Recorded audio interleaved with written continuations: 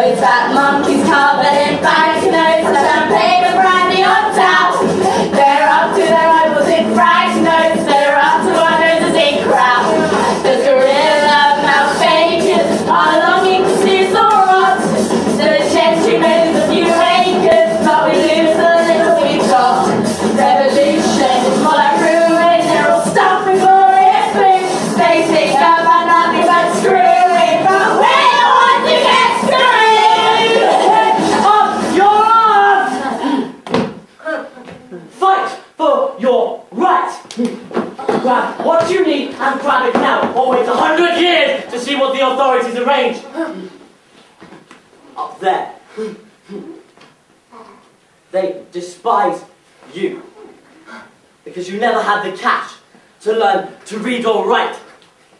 You were good enough for the dirty work of the revolution, but they all stick their noses up at you because your sweat stinks, and you have to sit way down there so they don't have to look at you.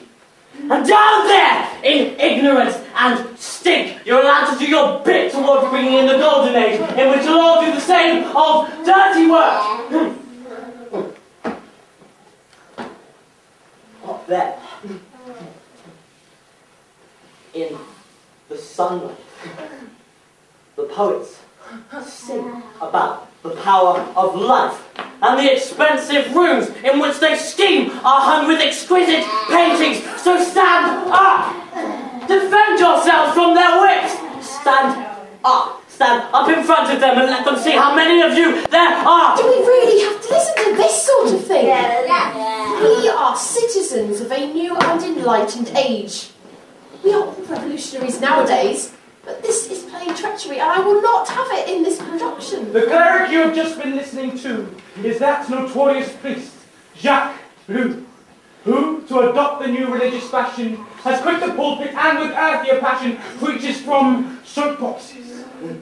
A well-trained priest, his rhetoric is slick, to say the least. If you're to make paradise, your only chance is not to build on clouds, but solid France! The mob eats from his hand while who knows what he was, but not what he should do. Talk is cheap. The price of action is colossal, so rude decides to be cheaper possible. Of Jean-Paul Marat seems good policy. As we all know, Marat is headed straight to Calvary, and crucifixion, as we all know, is the most sympathetic way to go. We demand the opening of the granaries to feed the poor. Yes. We demand the public ownership of workshops and factories. Yes. We demand the conversion of churches into schools so that now at last something useful can be taught in them. We demand that everyone should do all they can to put an end to war. This damned war, which is not for the benefit of profiteers and leads only to more war. We demand that those who start the war should pay the cost of it once and for all. An idea of glorious victory, one of the glorious armies of being wiped out. Neither side is glorious. On either side, they're just frightened men messing their pants, and they all want the same thing: not to lie under the earth, but to walk upon it without crutches. This is outright defeatism. At this very moment, our soldiers are out there, fighting for the freedom of the world and for our freedom. This scene was cut, Mr. Sard. How many I like your monk's habit. Nowadays, it's best to preach revolution wearing a robe. Marat, your hour has come. Now, Marat, do you want to stop and show yourself, come out and lead the people. They are waiting to you. It must be now, for the revolution will burn up everything in blinding brightness will only last as long as the lightning flash. Fuck you!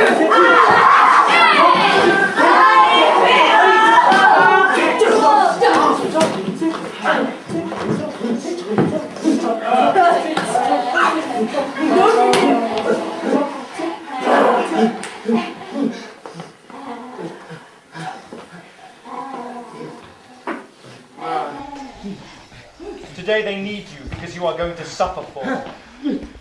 They need you, and they honour the urn which holds your ashes. Tomorrow they will come back and smash that urn. And they will ask, Mara, who was Mara? Mara, now I will tell you what I think of this revolution, which I helped to make. As I lay in the Bastille, my ideas were already formed. I sweated them out under the blows of my own whip, out of hatred for myself and the limitations of my mind. In prison, I created monstrous representatives of a dying class who could only exercise their power through spectacularly staged orgies. I recorded the mechanics of their atrocities in the minutest detail and brought out everything wicked and brutal that lay inside me. In a criminal society, I dug the criminal out of myself so I could understand him and so understand the times in which we live. My imaginary giants committed desecrations and tortures. I committed them myself. And like them, I allowed myself to be bound and beaten. Even now, I would like to take this beauty here, who stands there so expectantly, and let her beat me while I talk of the revolution.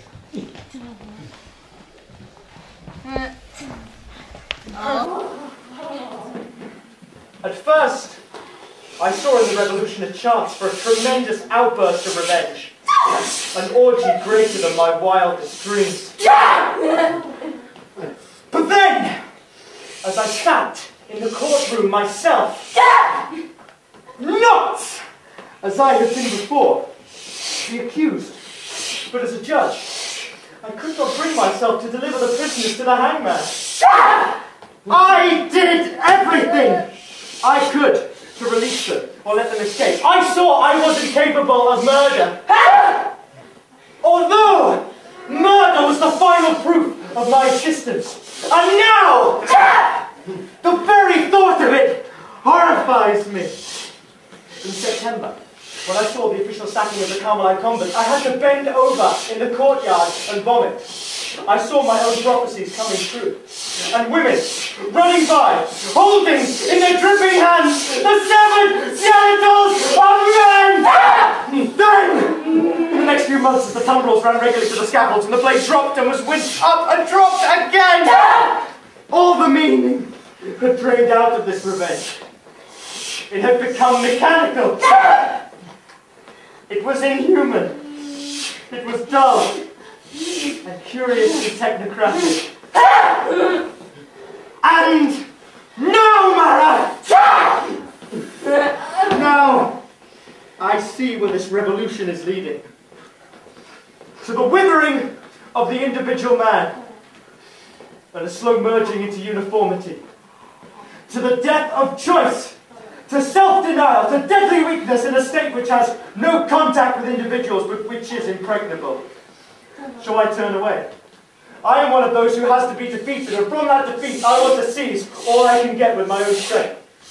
I step out of my place and watch what happens without joining in, observing, noting down my observations, but all around me, stillness!